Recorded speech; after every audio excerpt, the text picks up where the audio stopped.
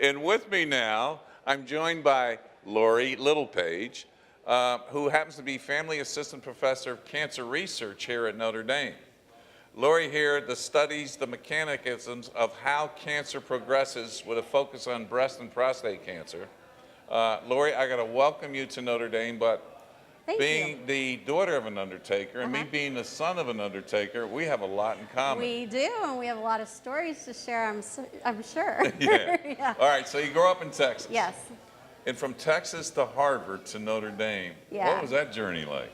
Well, it's been different at each place I've been, and you know, the interesting thing is South Bend is actually more like home to me than any of the other places that I've lived since being in Texas. So how did you get involved teaching at Notre Dame, plus being involved with the Harper Cancer Research Center right here across the street from the campus? Yes. And getting into that mode about cancer research? Okay. Well, I've been interested in cancer research my whole life. My grandmother died of lymphoma when I was in 4th grade, and that made me committed to cancer my whole life, to conquering it. And so my research through my PhD and my postdoc, it's all been on cancer research. You've spent a lot of time in breast cancer research. Yes. And where do you feel we're going in that direction? I'm sorry, what? Breast cancer research, yes. Where are we going in that direction? Well, I think one of the big things that my lab focuses on is understanding how tumors respond to therapy. And understanding why some tumors respond to therapy and others don't. And so my lab really has a focus on that area of research.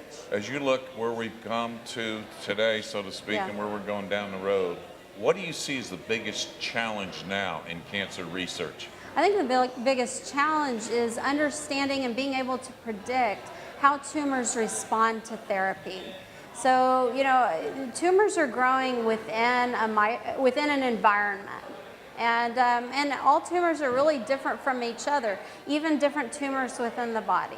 Kind of like snowflakes are different right. from each other. Right. And so, so being able to predict how a tumor is going to respond as it goes to different parts of the body within one person, that alone is difficult. And then when you start comparing them to other tumors, that's challenging. So understanding how these differences will help us understand how we can then personalize therapy for individuals. Well, myself being a cancer survivor twice with prostate cancer and bladder cancer, the key to me was early detection. And I think men and women today, knowing that prostate cancer for men, when you look at what goes on with breast cancer for women, bladder cancer for men and women, colon cancer, these to me are ways where if you have early detection, and I say start at the age of 40, and yeah. don't think that you're just immune, but early detection saved me twice. But I think more importantly, how do you encourage people to have enough inside them to say, I'm going after this to make sure early detection, I can get it beat? I mean, one way that's been successful in some communities is to educate people locally about disease. So I remember hearing about a group, about a hospital in which they were trying to educate people on colon cancer, and they had a big balloon thing that people could walk through, and on one side it looked like a healthy colon, and on one side it looked like a colon with polyps. And it was amazing how big an impact that had on people. So I think education can help, and definitely educating people to do the early detection that they can locally as well as with the physicians. So. Well, I'm excited that you're here at Notre Dame. I know my good friend Rudy Navarre, who was the one who really brought the Harper Cancer Research Center, as I call him, the Newt Rockney of the Harper.